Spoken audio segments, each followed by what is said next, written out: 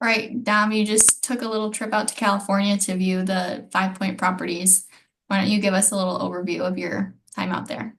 Yeah.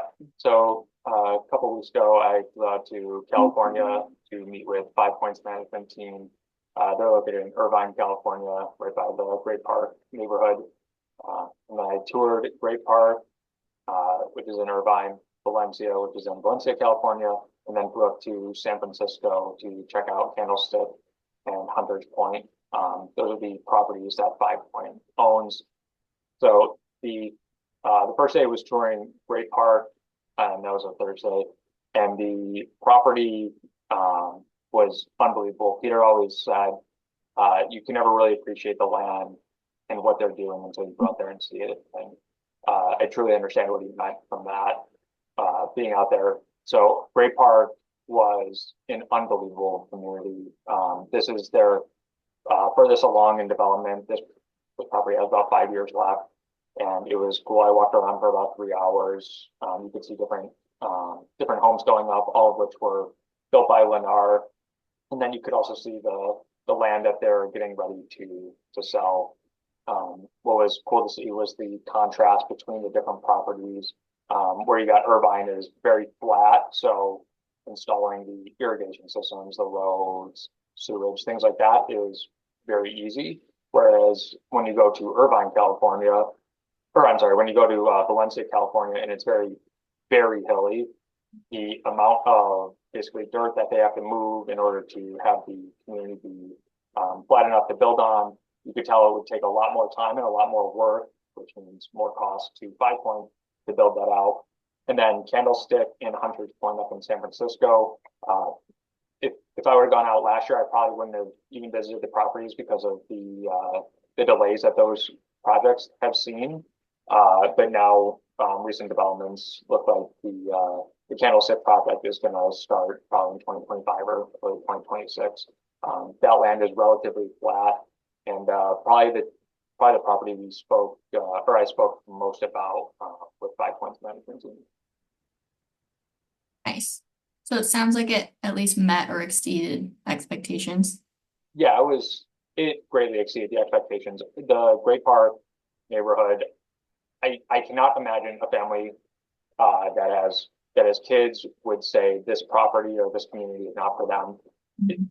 I saw kids walking around home from school. The neighborhood looked very clean, safe. There were parks.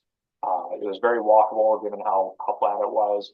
Um, Prices there back in like 2021, they would have sold an acre of land for about $4 million. That price is up to about $9 million, and over the next 5 years, as they continue to sell out of land, basically, I would expect the prices per acre to continue to increase. Because once they're out of land, there's very little land left in Irvine, California to develop on. So basically, once this property is sold out, you're going to be relying on the secondary housing market, so buying partly built homes. Um, so that was unbelievable to see. And then Valencia, I guess I did not realize how hilly it was. That property is 15,000 acres, and Wow. like you don't really know what 15,000 acres looks like. And even after seeing it, you still really don't know how big of a property you really drove on.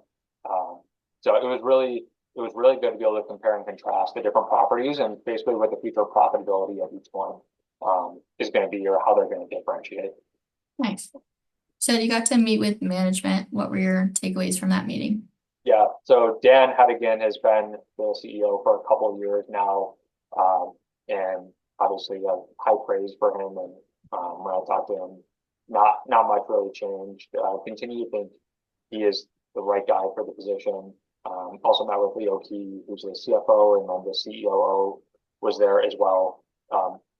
They they have a plan. They understand the challenges of building in California. There's a lot of government like issues or headwinds that you have to go through to get land entitled. So going from raw land that you can't develop on to residential land that you can install all the roads and highways on.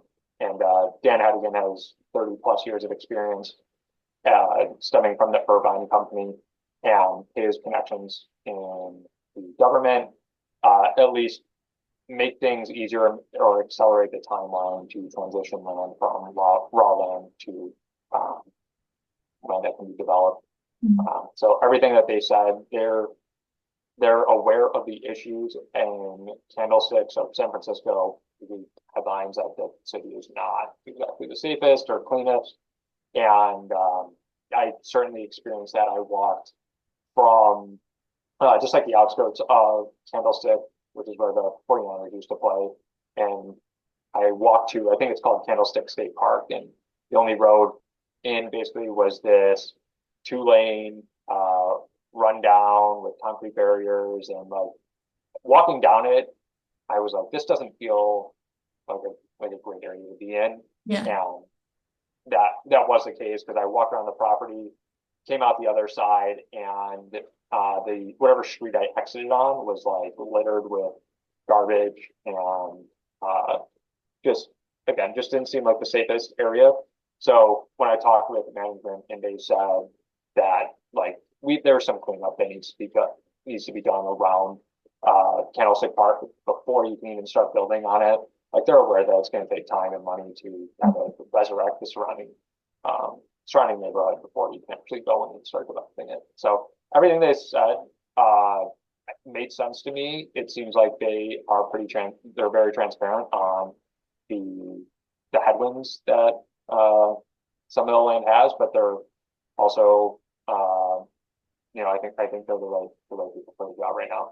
My big fear, I guess, coming away from the meeting is Dan Hedigan's, he's got to be in his low 60s, early 60s, and Irvine, their Great Park neighborhood is like the best land there is. Everything is basically ready to go. They just need to move the dirt and put in the roads. And my like big concern coming out of that is they're going to finish that, and Dan's going to be like, okay, 35 years of dealing with California's government is enough for me.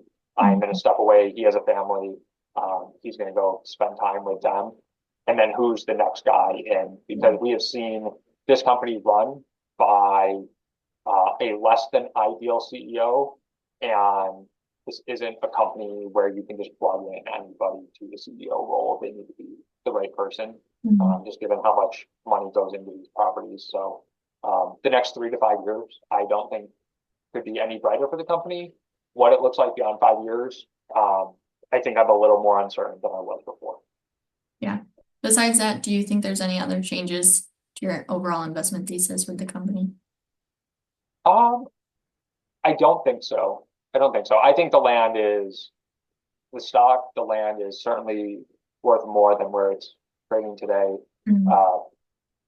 I think Great Park exceeded the expectations on the high end. I think Valencia disappointed just in terms of, I think I underestimated how much work it's going to take to actually turn the land into developable land. Developable? And then, yeah. And then San Francisco, honestly, just happy that we're talking about it and that there's progress made. So I think that was neutral to positive. So I would say no real changes. Were there any other positive, negative surprises during your trip? The only other thing that was somewhat interesting was at the Dallas conference I went to, with a company called Land C Holdings. They're a home builder. They started out in California, and now they're in California, Arizona, Texas, Colorado. And the investor relations individual owned shares of 5 Point. So we talked a bit about 5 Point and just like what goes on in California and just what makes California different from the Texas or Arizona in terms of getting entitlements or just building in general. And they go, if you look about 30 or 40 years ago, 11 home builders were headquartered in California, and today there is one, and it's Lennar. And that's basically because one, California has it doesn't have as much land to build on, period. So just the amount of supply for these builders to buy and then build on is less. And then two, they basically said the regulations and the government issues in California just make it not as economical to Yeah. just to be there. So the thing that surprised me, I asked them, if I were to go out and buy a piece of land today, like what's the timeline of I can go from raw land to I can start like building on it. They go, it's about it. They go, it varies, but it could range up to 10 years. And Wow. 10 years that's like sounds like a long time. So, if I buy a piece of land today for $10 million, knowing that I can't monetize it until, Yeah. 2020 or 2034, like that is certainly going to be something I will consider before buying or building out there. Yeah. So, Well, it sounds like it was a great trip, very worthwhile for your visit. So, on to the next part, your Howard Hughes Investor Day and your meeting with Southwest Gas. Do you want to just give us a overview again of that? yeah. After 5 Point in California, I flew to Las Vegas, and then the first suburb is called Summerlin. I met with Southwest Gas Holdings, investor relations. They're a position in the rising income portfolio that we have, and basically just wanted to learn more about the utility industry. It's a space that we really haven't spent much time on at Oak Ridge, even just because it's more of a government and regulatory type investment, just because they control the returns that utilities are allowed to generate. So I was able to learn a little bit about what makes a state a good state to have a utility in versus what would be a bad state. And the thing with Southwest is, and they reiterated it, is it's basically if you get population growth, that's going to lead to increased demand for your utilities, so natural gas or solar or wind. And the way utilities make money is they'll spend whatever it is to increase the energy capacity that they have, and then they're allowed to earn a certain return on that investment. So if you get population growth, that just leads to basically more earnings in the future. And they reiterated the fact that Vegas and Nevada and Arizona are all cities and states that are growing in population, which will lead to earnings growth in the future. And one of the main things that we talked about was the risk of a utility basically putting in reinvesting back into the business, and then for some reason the government says we don't know why you spent that money. It doesn't really make sense to us. We're not going to allow you to make a return on that investment. So it's basically, hey, you spent $100 million. We don't know why. We're not going to let you earn that 10% return that you're allowed to. And that's like the big risk with utilities. For Southwest Gas, that's never happened to them, which is obviously good. So basically, they said that they're very diligent on their spending, and as the populations grow in all their states, should be a net benefit. So that is like part of the, I would say, thesis on just Nevada in general. I am relatively bullish. Just the regulatory landscape there is continuing to improve, and then just like the surrounding neighborhoods of Las Vegas are sort of getting built out. There's a movie studio that's potentially going into Summerlin, and Howard Hughes owns the land it would get built on. Basically, it's turning what it feels like is Las Vegas is the epicenter, but it's Nevada itself is no longer just about this gambling state. They're attracting more businesses. So that's like the main thesis with Southwest. And should that happen, our ancillary investment in Sphere Entertainment would also benefit. Yeah. You've got more traffic coming through Vegas. So it sounds like a pretty positive outlook, but do you have any concerns after your meeting? I don't think so. The only like negative that came, and this was post the meeting, was Carl Icahn. He's a very large investor in Southwest Gas. Sold down a little of his stake. He owns, I think, like 10% of the company. So I think he decides to exit, then the stock would have some pressure on it. But in terms of negative things coming away from the investor relations meeting. I am very bullish on it. The other thing I did was walked around, I walked around Summerlin just to get like sort of just an overview of like what the city is. When I talked about Great Park with 5 Point, I said how safe the community is. Like seeing that, but in Summerlin, it would certainly be positive. It would be more family friendly environment, and maybe people who have never been are more inclined to move there or less reluctant.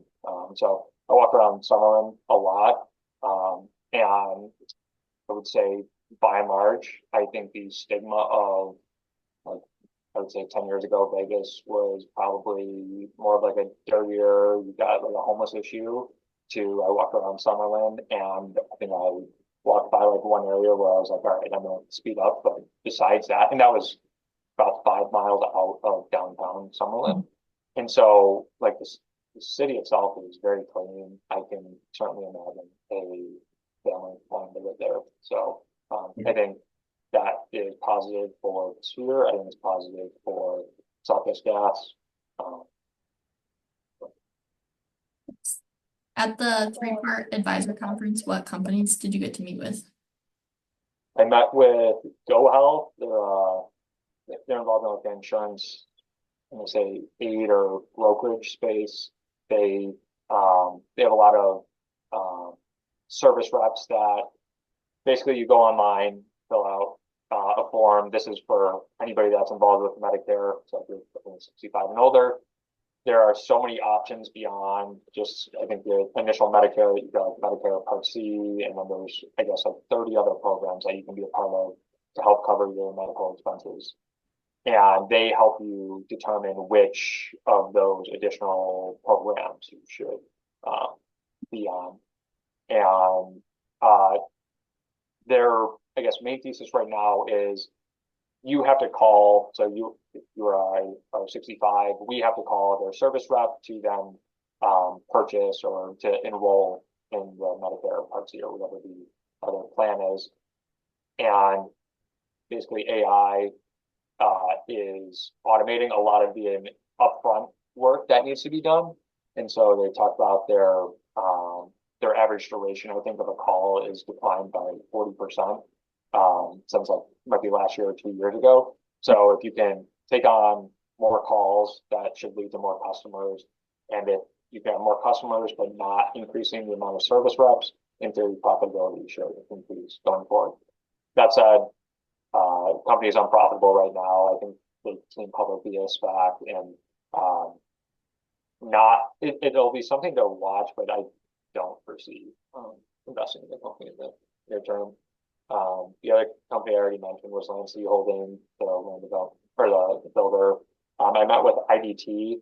They are involved in a couple different things. If you ever go to like a bodega or a small like convenience store, they have the cashier terminals at them, and so they'll install like the iPad or like the register basically. And so basically they give the customer the iPad or the register for free, and then every month they just pay the bodega owner pays IDT a monthly service fee. It's a good business. It's a business that I followed for a bit. It's potentially one we would purchase in the future.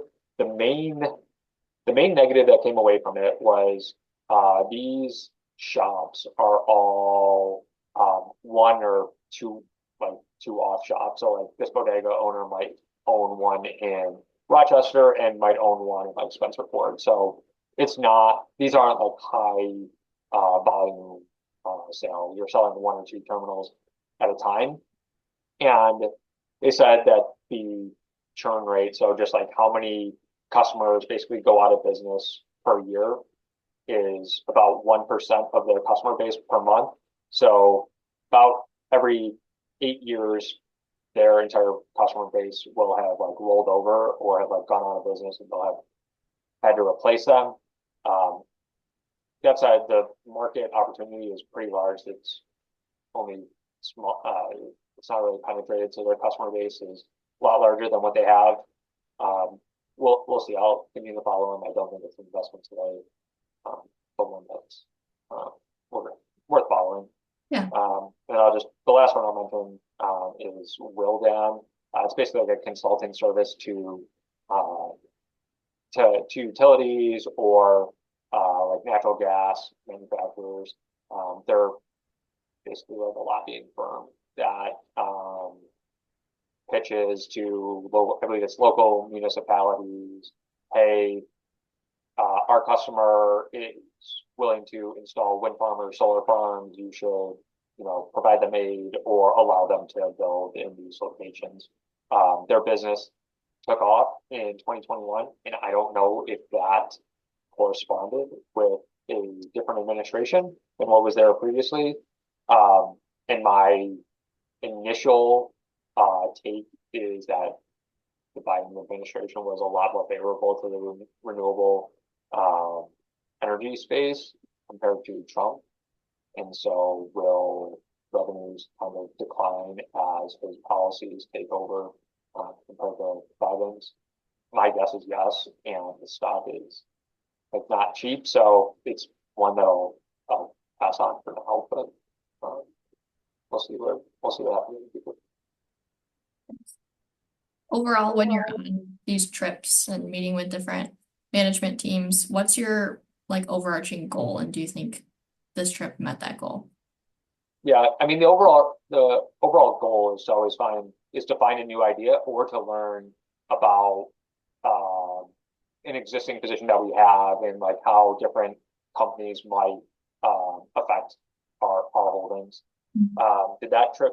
I mean, yeah, this trip was basically a week long of learning about the home building industry. I think I have a lot better understanding of all the nuances that go into not only the initial entitlement, but the entitlement to what happens when the builder buys it.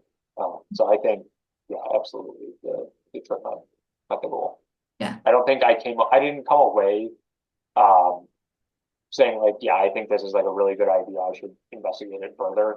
I've added a couple names to the watch list, but nothing today is like, I need to do a lot of due diligence today because tomorrow I think we should buy it.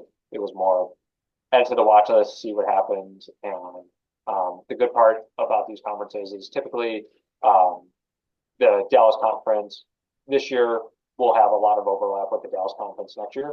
So if I meet with management teams today, analyzing or watching how they do over the next year, and then being able to meet with them again in a year and kind of being able to reassess what they said back then versus what is happening today / in the future.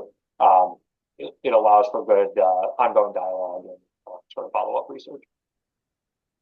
Sounds great. It's exciting that you get to go actually see the properties that we're investing in and talk with management teams. So it's great to hear about these trips and know what you're up to. Sounds good. Thanks, Grace. Signing off.